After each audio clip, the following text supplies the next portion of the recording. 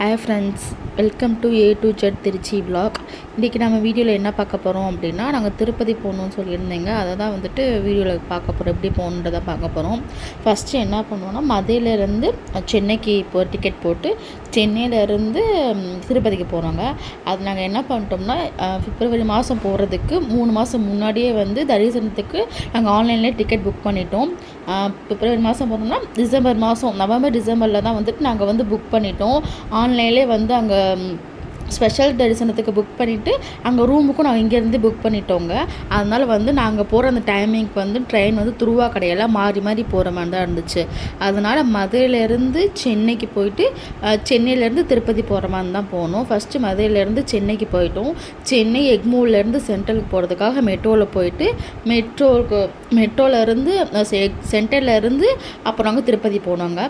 திருப்பதி போகணும். இறங்கினோடனே அந்த திருப்பதியில் போய் இறங்கினோடனே கீழேருந்து மலை மேலே போகிறதுக்காக பஸ்ஸில் போயிட்டோம்.